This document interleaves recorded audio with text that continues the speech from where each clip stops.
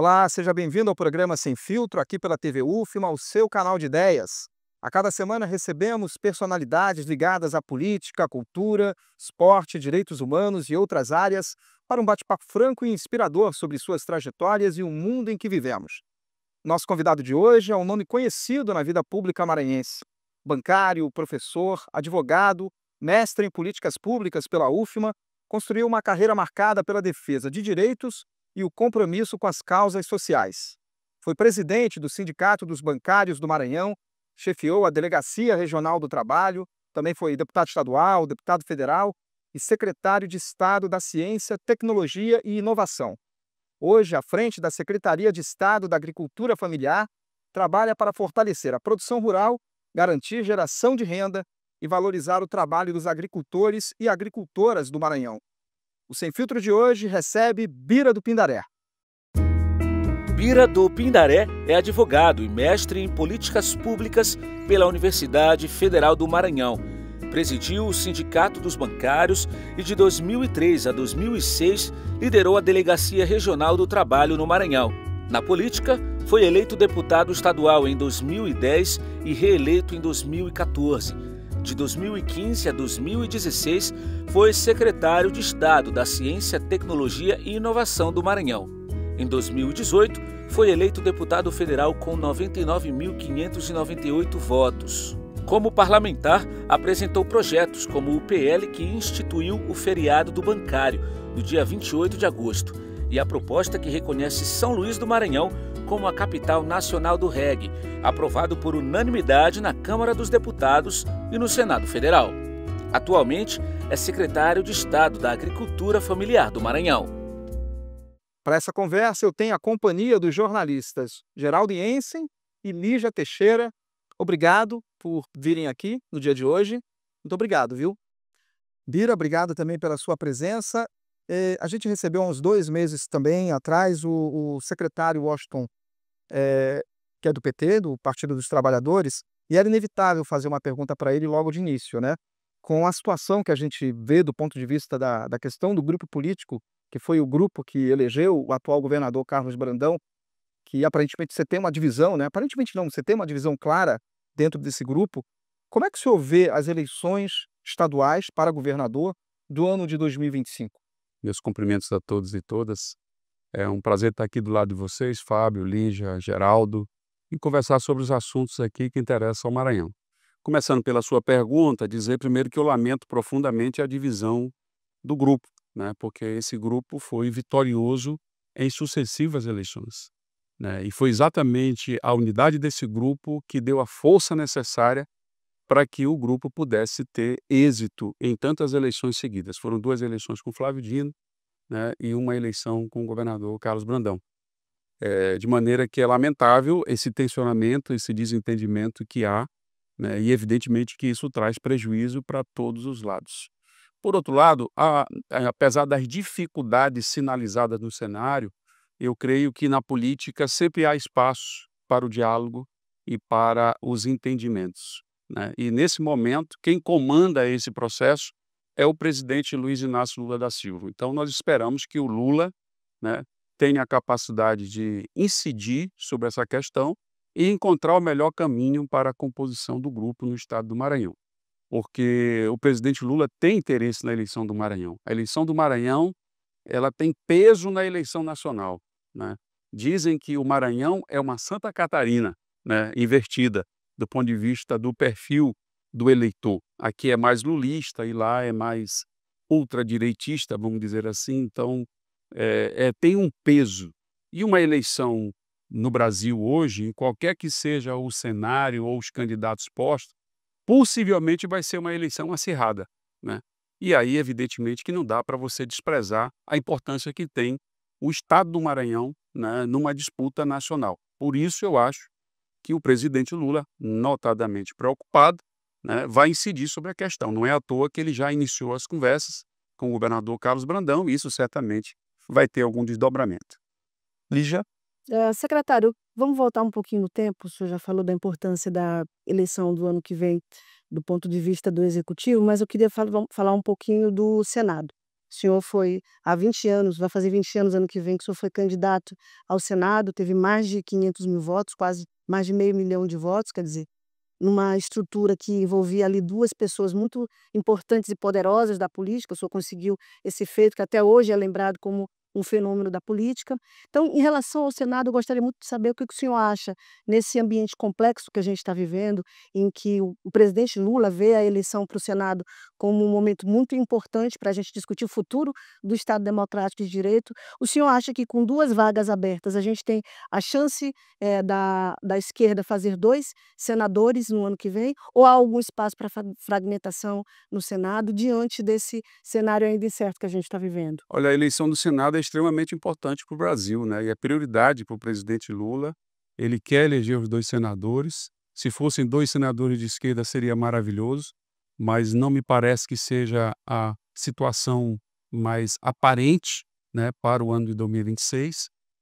Mas eu creio que nós vamos ter 2 senadores aliados, né, eleitos em 2026. Agora, tudo depende dessa construção que está sendo liderada pelo presidente Lula, juntamente com o governador Carlos Brandão, para ver se consegue construir um caminho, né, que leve nesta direção. Então, nós temos aí um desafio grande, né, e foi bom você ter lembrado da eleição de senador, né, em 2026, em 2006, dia 26 é ano que vem. De maneira que, de fato, foi uma eleição marcante, né, talvez tenha sido o último fenômeno eleitoral ocorrido no Maranhão, foi exatamente naquela eleição, num tempo que não tinha rede social e eu só tinha 1 minuto de TV, né, para enfrentar os graúdos da política maranhense. Na época, Castelo, Cafeteira, ex-governadores, etc. Então, de fato, aquilo ali foi marcante para a minha trajetória, determinou depois os sucessivos mandatos que eu alcancei dentro da política do Maranhão. Meu nome foi cogitado diversas vezes para ser prefeito de São Luís. Infelizmente, nos momentos mais favoráveis, eu não fui candidato, vim a ser candidato numa situação muito mais adversa, quando já tinha outros nomes postos e com muito mais forças do que eu, né, do ponto de vista eleitoral. Mas, sem dúvida nenhuma, foi boa a lembrança e se eu tivesse a chance de voltar para o cenário, eu acharia maravilhoso, mas não é o que está posto. Geral.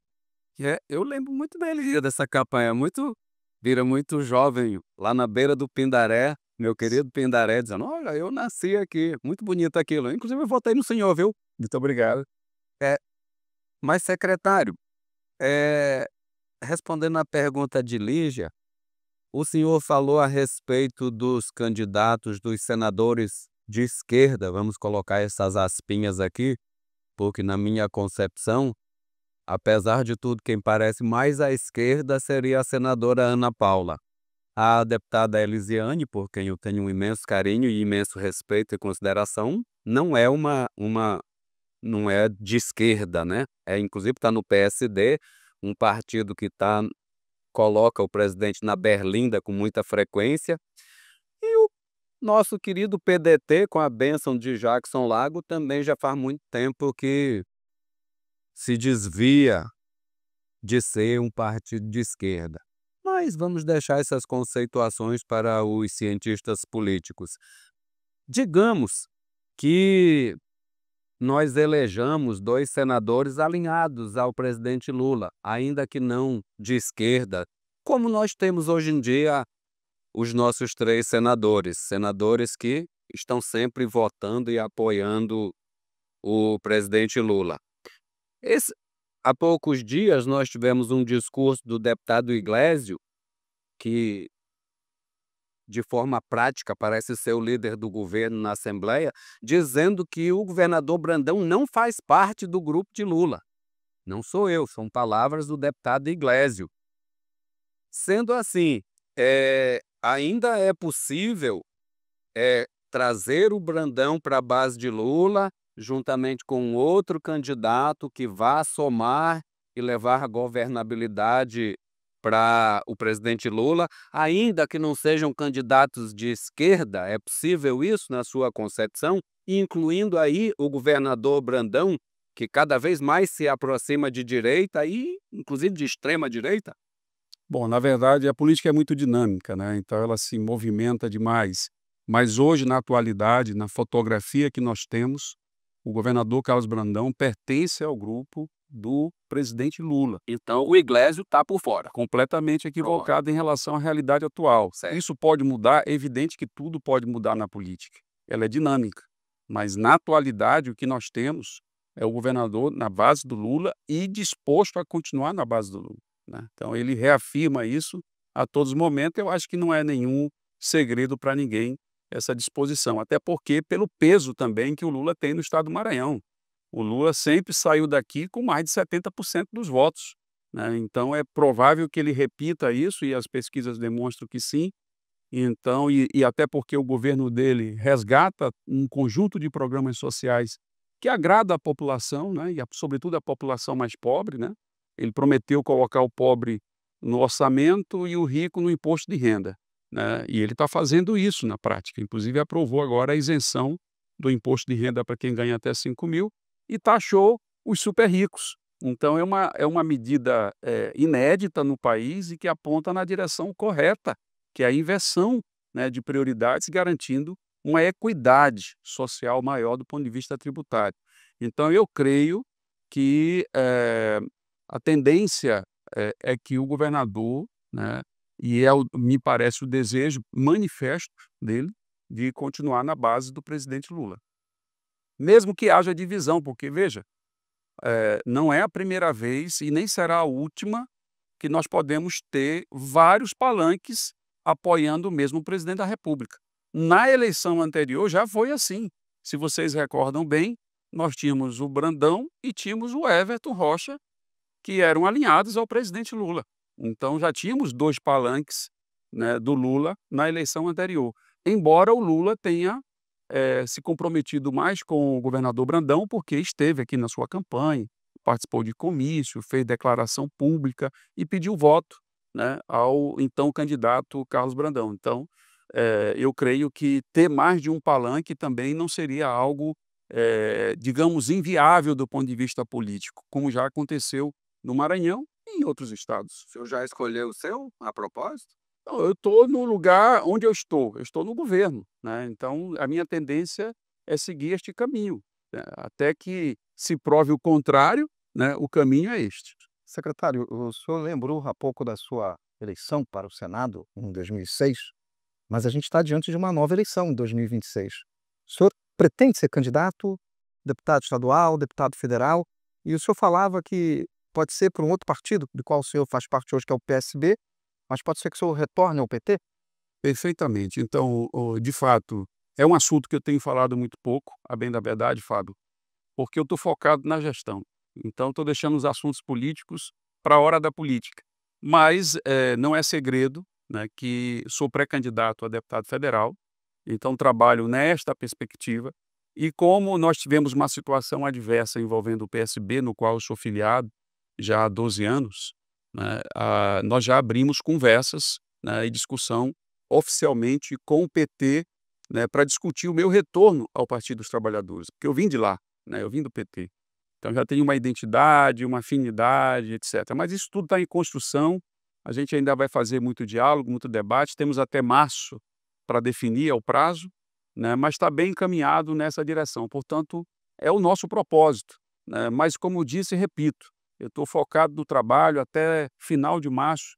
Eu quero me dedicar inteiramente à minha missão enquanto secretário, cuidando de agricultura familiar, né, produzindo resultados e daí sim, me desincompatibilizando e me entregando inteiramente para o debate público, né, a respeito das eleições e dos embates políticos que nós temos aí. Bom, isso, chegamos ao fim do primeiro bloco. O Sem Filtro faz uma rápida parada e volta depois do intervalo.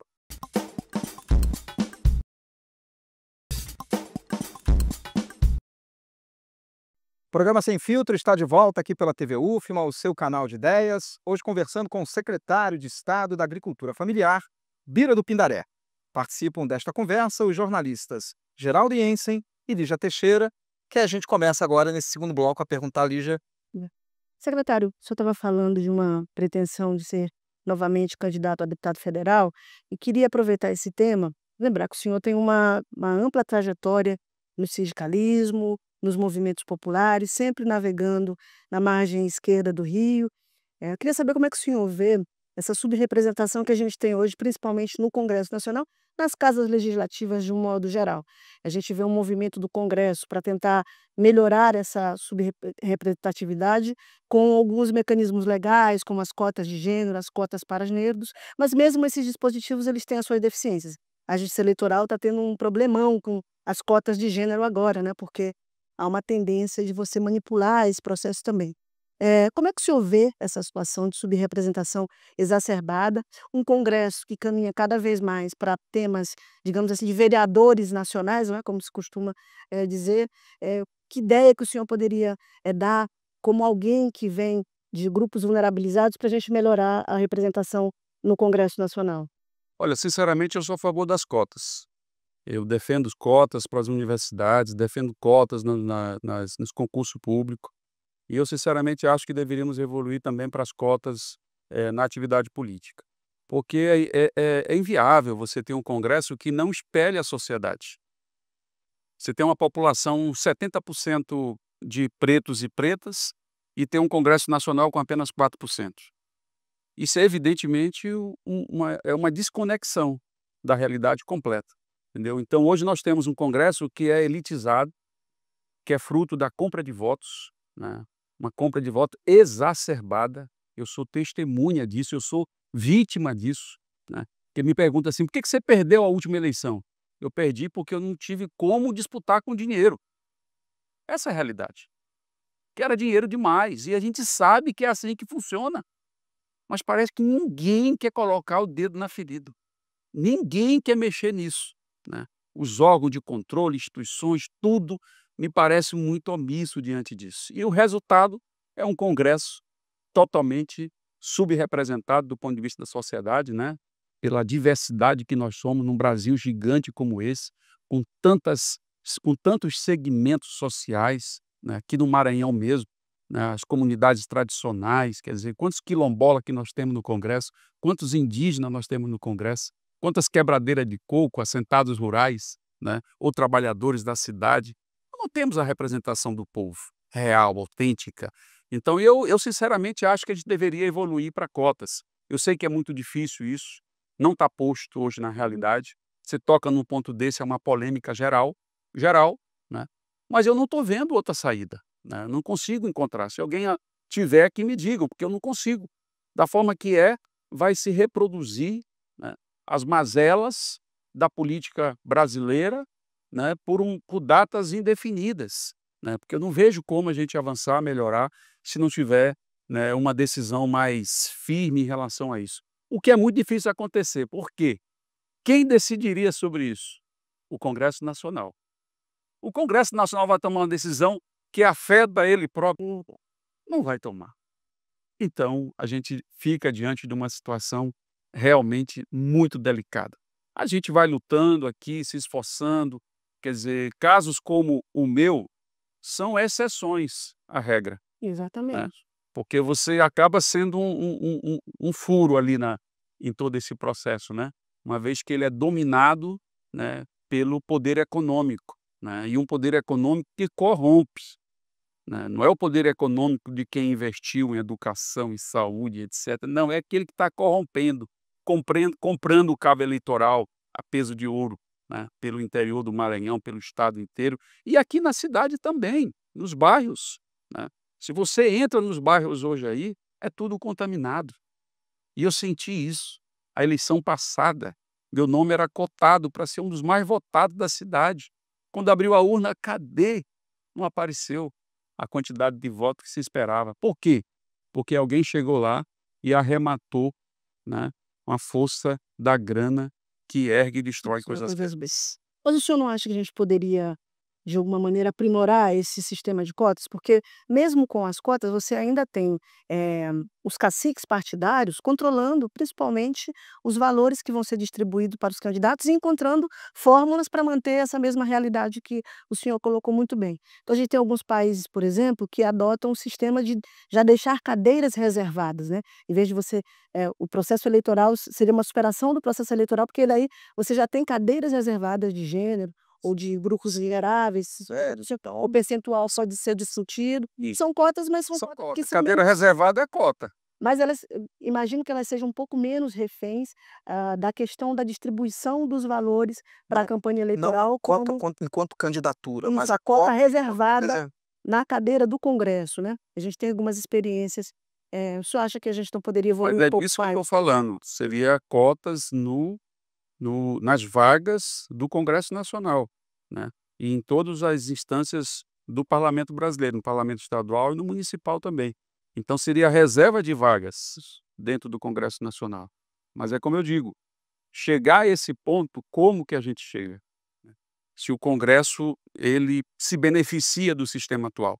Então, é uma situação muito difícil de superar. Não estou dizendo que a gente não possa conseguir algum dia, mas é muito difícil, né, por conta dessas circunstâncias aí. Eu estava até me lembrando aqui, Lígia, de alguns representantes do povo negro dentro dos nossos próprios congressistas. Aqui eu me lembrei de 2 negros alinhadíssimos com a política de Bolsonaro, que estão muito mais preocupados em coisas antagônicas aos interesses do povo negro aqui, que é de superação histórica, superação econômica, superação intelectual, entre tantas outras superações que a gente precisa trazer para esse nosso Maranhão, que conta com a 2ª maior população negra, é a 3ª, né, Rio, Bahia, Aí Maranhão, a 3ª maior população negra do Brasil. Mas vamos continuar então falando disso, secretário. A representação no Congresso. Nós atualmente temos pelo PSB, temos o Duarte Júnior, que não vamos classificá-lo, que grupo ele representa, mas é um deputado muito combativo. Essa semana mesmo ele tem cortado na própria carne, lá dentro do próprio partido, o que não me causa surpresa nenhuma, porque eu conheço muito bem aqueles elmintos ali. E nós temos o seu futuro parceiro de partido, se concretizar a sua saída do PSB e ida para o PT, o senhor deixa de ser companheiro do Duarte Júnior, se é que vai permanecer no PSB, e vai ser companheiro do Rubem Júnior, que inclusive é um representante extremamente digno do Maranhão e do povo maranhense e dentro do Congresso. O PT, historicamente, é um partido ruim de voto, deputados. Eu vou usar aqui a linguagem que o senhor está acostumado a ouvir, que é dos caboclos aí do interior. Sempre foi ruim de voto. Eu sempre perguntei isso, conheço o PT. Você fala em relação ao Maranhão. Ao Maranhão, Certo. perfeitamente. Leia-se sempre assim. Sempre perguntei o motivo disso. Tantos nomes maravilhosos dentro do PT davam com os burros na água. O senhor indo para o PT e o Rubens continuando lá, vão os dois para a eleição. Nós vamos precisar de 2 quocientes eleitorais para colocar vocês dois lá, né? Nós, eu digo o eleitorado que simpatiza com o PT. Eu lembro da eleição passada que o povo dizia que Rosiana ia eleger junto com ela 4, 5 candidatos. Ganhou do Hildo por, se eu não me engano, 600 votos. Verdade. Com mais um pouquinho, Hildo passava e Rosiana ficava. Ou seja, o buraco é mais embaixo atualmente. Nós temos essa união aí do União Brasil, com o perdão do trocadilho sem querer, com o PP, e aqueles bilhões que os parlamentares reservaram para essa campanha, vai um monte para esses aí, que vão eleger esses candidatos que não representam a raça negra, que não representam, às vezes, os evangélicos, mas representam um lobby, que é o que esses partidos elegem. Elegem os lobbies, né? Eu não vou citar nenhum aqui. E aí, secretário, o PT vai se unir, vai atrás de ser votado com uma estratégia política para eleger, porque o presidente Lula já falou em alto e bom som que ele quer eleger, né, Lígia, uma bancada de deputados e de senadores para garantir uma governabilidade. Aonde que vai se buscar? Já tem uma ideia de alguma estratégia nova para que esse voto venha? Bom, são muitas questões colocadas aí na sua fala, mas eu queria tentar abordar algumas delas. Primeiro, em relação à estratégia. Eu creio que o próprio presidente Lula já percebeu que ele tem que mudar a postura. Ele é o maior líder das esquerdas no Brasil. E ele nunca fez uma campanha explícita para o parlamento. ele sempre se concentrou na campanha dele, no executivo.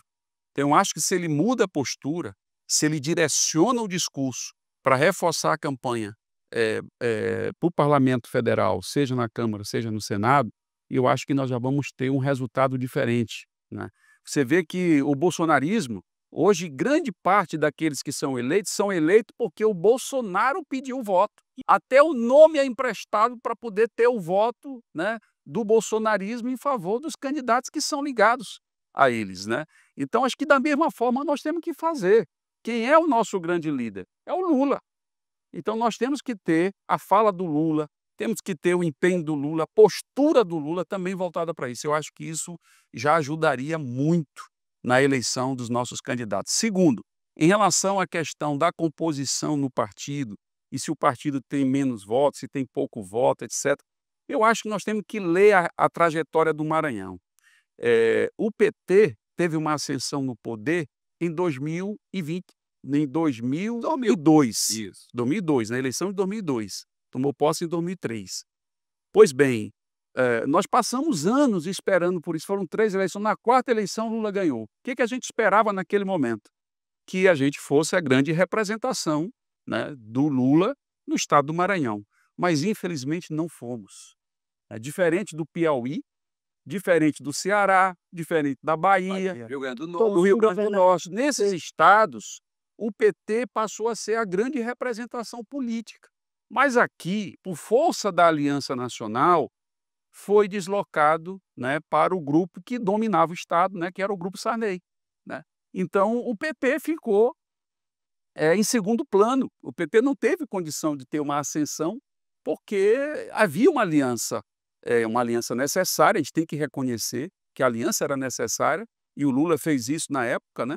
E isso teve um custo para nós. Então, foi bom para o Brasil a aliança, mas foi ruim para nós aqui no Maranhão, porque abafou o nosso crescimento e talvez reflita aí a questão dos poucos votos, né, obtidos aí. Você falou que o PT sempre foi mal votado aqui no Maranhão, né? Histórico, né? Mas em razão disso, porque se você pega o vizinho Piauí, o Wellington do PT já teve 4 mandatos de governador, né? Então a pergunta é por que o Maranhão não teve isso? Porque aqui houve uma aliança que bloqueou este caminho. A gente compreende o processo histórico, tivemos muitos embates por causa disso, mas isso é coisa do passado. Hoje o nosso aniversário é Realmente, secretário. Tá aí, tá posto. Não Palanque foi. rachado. Não, mas hoje o nosso enfrentamento é o enfrentamento com o bolsonarismo. Esse é o nosso enfrentamento. Não é mais o que era há 20 anos Vamos atrás. contar 15 anos características bolsonaristas? Não, né? E eu nesse bloco? Se a gente for contar características bolsonaristas, o bicho vai pegar. Mas vamos deixar aqui. Mas o fato é que o nosso embate hoje é esse. É o embate da esquerda com a direita. E a ultradireita. A ultradireita. Esse é o nosso embate. Então, para nós, todos que estão aqui em torno do lulismo, para nós são aliados. E nós temos que valorizar isso. Porque a disputa nacional com a ultradireita e até internacional não é brincadeira. Então, eu não vou subestimar isso, né, historicamente, conhecendo a realidade que nós vivemos, para submeter aí um resultado que seja, né, ruim para nós. Então, eu acho que essas observações, portanto, eu acho que dá para a gente fazer uma composição boa, né, ali numa chapa com o Rubens e outros candidatos, porque é a federação, não é só o PT, né? Então, tem uma chapa ali que é bastante competitiva, eu acho que pode trazer bons resultados. Mas, repito, ainda são coisas que estão sendo conversadas e até março nós vamos confirmar oficialmente. Bom, perfeito. A gente vai para mais um intervalo e na volta, o último bloco do programa Sem Filtro de hoje. É um instante só.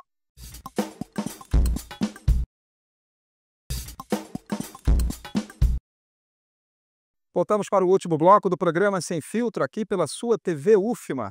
Nosso convidado de hoje é o secretário de Estado da Agricultura Familiar, Bira do Pindaré. Participam desta conversa os jornalistas Geraldo Jensen e Lígia Teixeira. Secretário, vamos falar um pouco da gestão sua à frente da Secretaria de Agricultura Familiar? Que avaliação o senhor faz dessa gestão? E vamos falar também sobre a feira, né? Está vindo por aí no final do mês de novembro a 3ª Feira Estadual da Agricultura Familiar e Economia Solidária, junto com a 4ª Feira Nordestina de Agricultura Familiar, é isso? É uma grande novidade, né? Nós estamos trazendo a Feira Nordestina aqui para São Luís. É um circuito de feiras que acontece em todo o Nordeste, né? Todos os estados realizam sua feira estadual e, ao final, nós temos uma culminância em uma das capitais do Nordeste. Esse ano vai ser aqui em São Luís. Então, temos uma vasta programação que envolve diversos espaços, né? Espaço de comercialização, de gastronomia, de tecnologia, de conhecimento, né? Espaço de cidadania, espaço de cultura, né? Uma programação cultural muito boa, né? Nós temos já confirmado a Roberta Miranda, temos confirmado o Diogo Nogueira, a Juliana Linhares e também o Pinduca, né? Então, são os artistas nacionais, mas também temos artistas locais, é uma quantidade até maior de artistas locais, nós vamos divulgar aí aos poucos toda essa programação. Portanto, é um momento de congraçamento, mas é um momento de troca, de aprendizado, tem muita oficina, tem muito curso, tem muito serviço, né? E realmente é uma novidade dessa gestão, né? Talvez um ponto alto da nossa gestão foi ter apostado nos espaços de comercialização. Hoje nós temos a feira estadual, né? E temos também as feirinhas itinerantes. Inclusive, agora, dia 8, nós estaremos na Igreja da Conceição, lá no Monte Castelo, fazendo a feirinha itinerante da agricultura familiar. E o que são essas feiras?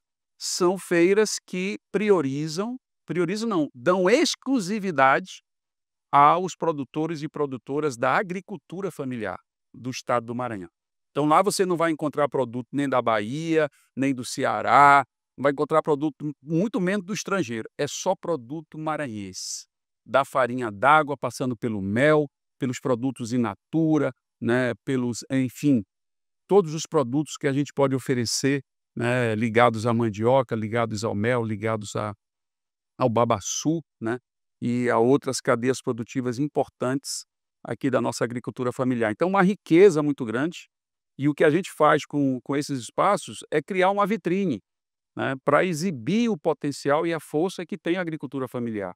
Todos nós consumimos os produtos da agricultura familiar e não damos conta disso, né, porque mais de 70% do que a gente come todos os dias não vem do agronegócio, né, que é a agricultura empresarial, vem dos pequenos e médios produtores, né, que produzem aquilo que a gente consome.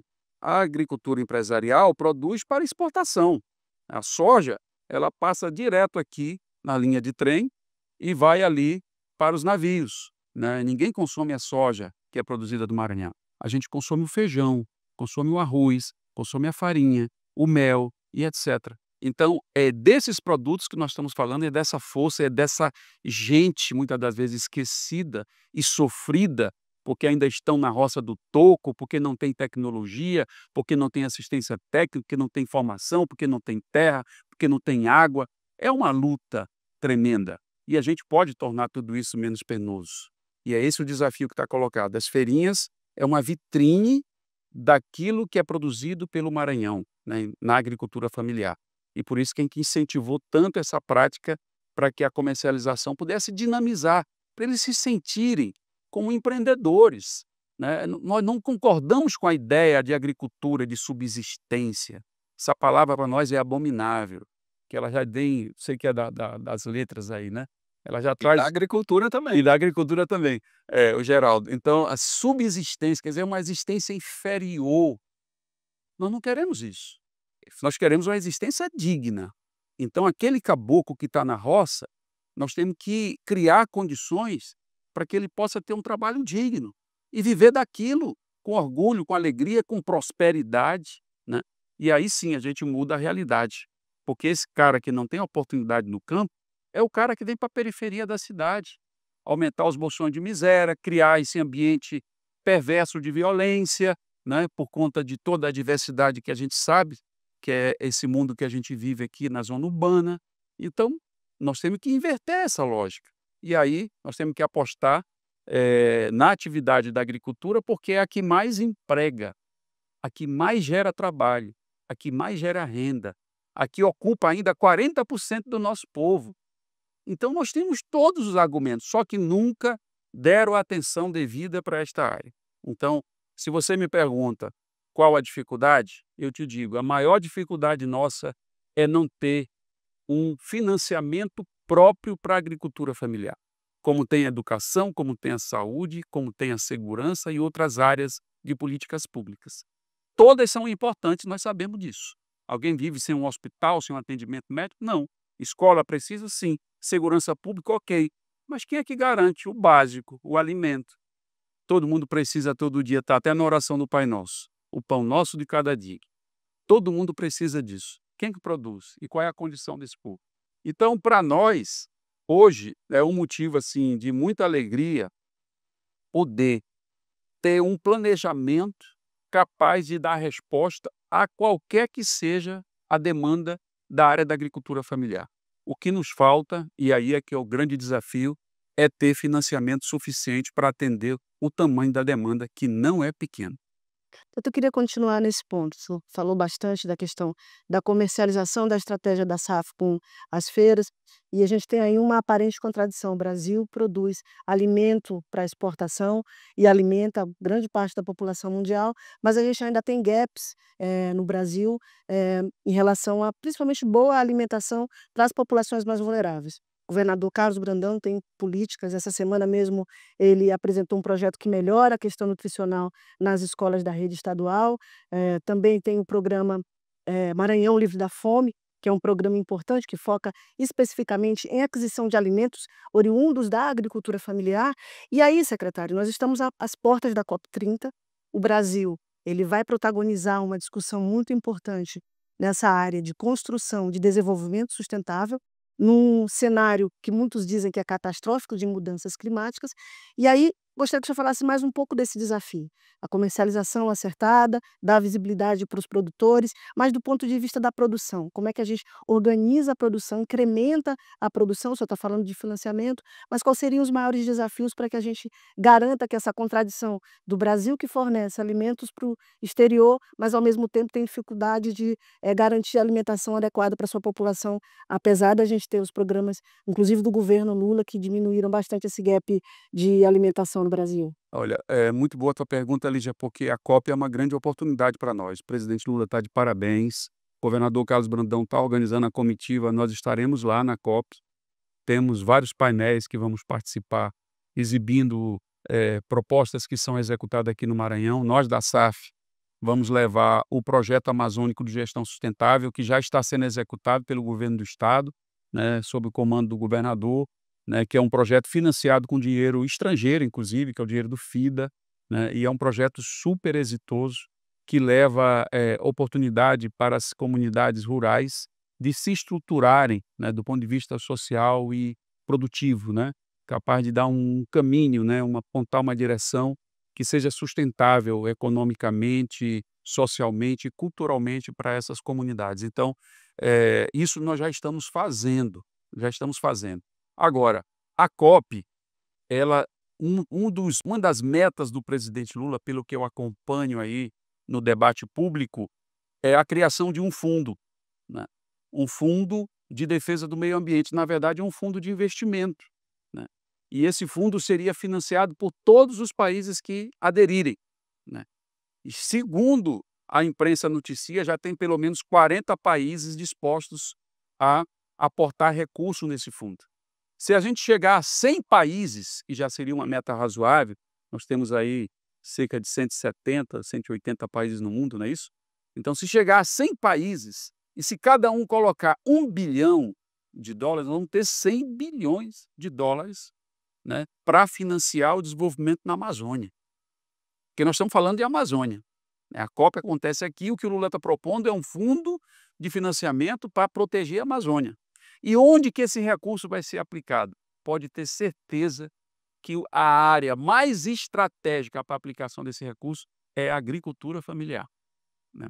Porque aí você cria as condições para que os povos que vivem na floresta, eles tenham condições de se desenvolver, de sobreviver com o alimento que a floresta oferece e transformar os insumos da floresta em produtos que possam estar aí distribuído no mercado como um todo. Vou pegar o exemplo do Maranhão, babaçu, né? Aqui nós temos a floresta de babaçu, né? Tá na música, na toada, no Humberto de Maracanã, né? A palmeira nativa que nos dá inspiração. Está lá, né? Que é até um hino nosso. Então, é essa palmeira que representa simbolicamente o estado do Maranhão. E do babaçu nós podemos tirar uma força gigante E até hoje isso não foi feito. As quebradeiras de coco continuam vivendo uma realidade que era uma realidade de 100 anos atrás. Então é preciso incidir sobre isso. Então nós só vamos conseguir se tiver financiamento suficiente. Essa estratégia do presidente Lula é muito boa. Se ela der certo, isso vai nos ajudar fortemente e a COP vai cumprir um grande papel para proteger a Amazônia. Aí você pergunta como? Nós vamos trabalhar com estratégia de sistemas agroflorestais, ou seja, é trabalhar em conexão com a natureza sem derrubar, pelo contrário, regenerando a floresta e permitindo que as comunidades possam tirar o seu sustento, garantir a segurança alimentar e, ao mesmo tempo, ter um excedente que ele possa comercializar e vender para gerar renda. Isso é o resultado. Não adianta dizer para o caboclo que ele não pode derrubar uma árvore. Isso não é suficiente. Nós temos que oferecer para o caboclo e para a cabocla uma opção que ele diga, olha, essa árvore em pé é mais valiosa para mim do que ela no chão. A Amazônia do Maranhão já foi raspada todinho. Tem um restinho lá para a região do Itinga, para a região da reserva do Gurupi. Eu fui criado no meio dela, bem aqui em Maracaçumé. A partir de Nova Olinda para lá, conheço como se fosse a palma da minha mão. O Cerrado, que é a maior parte, a parte mais rica do Maranhão, vem sendo devassada com o apoio dos governos, todos eles.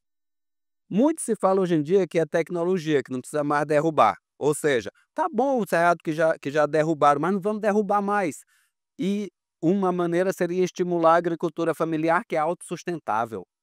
Ela faz aqui e recupera enquanto faz no outro lugar.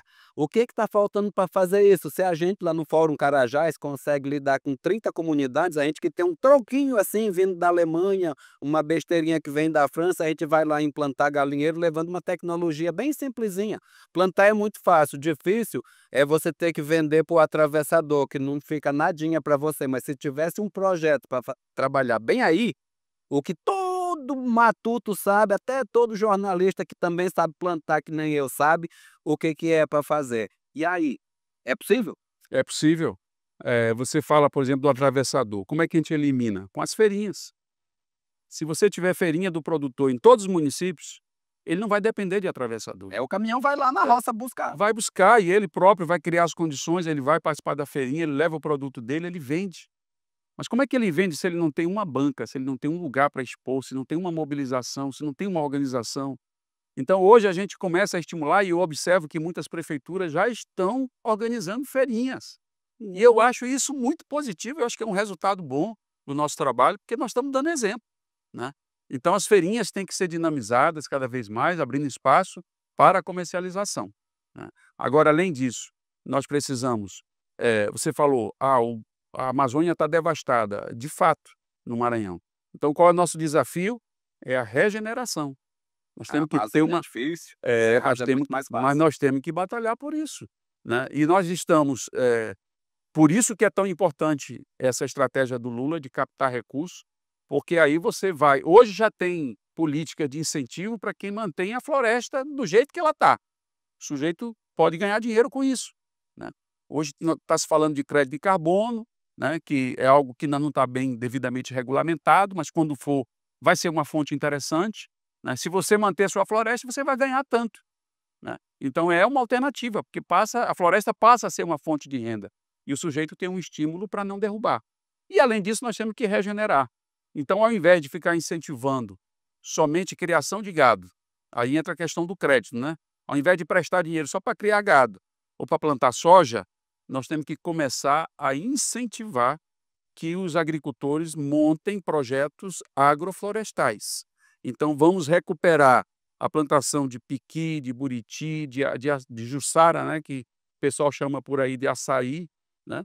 Então, bora colocar tudo isso para funcionar. Cacau, que é outra fruta adaptável aqui na nossa realidade, porque é uma fruta da Amazônia também. Enfim, se a gente tem essa visão e consegue desenvolver projetos, e hoje tem bons projetos no Brasil, eu acho que nós começamos a criar uma dinâmica diferente, né? Então, tudo depende da política que se organiza. No passado, se organizou uma política que era de desmatamento e de implantação de grandes empresas agropecuárias, ou para plantar grão, ou para criar boi. É essa a realidade. Hoje nós temos um resultado. o Maranhão, o Brasil, uma potência nisso. Deu certo do ponto de vista econômico para alguns, mas hoje a gente chegou no limite. Não dá mais para expandir a área para a pecuária ou para a soja. Nós temos que pensar na agricultura familiar e na promoção de vida das comunidades rurais do estado do Maranhão. Esse é o desafio. Secretário Bira do Pindaré, muito obrigado pela entrevista. Agradeço a você, agradeço a Lígia também, Geraldo. Foi um papo excelente. Espero ter outras oportunidades. Muito obrigado. Bom, a gente conversou com o secretário de Estado da Agricultura Familiar, Bira do Pindaré. Agradeço também ao jornalista Geraldo Jensen e também a Lígia, né, Teixeira. Desculpe, a Lígia. Chegamos ao fim do programa de hoje. Você pode assistir a reprise dessa edição em nossa programação ou em nossas redes sociais. Até a próxima semana com mais um Sem Filtro, o seu espaço de troca de ideias, diálogo e pensamento crítico.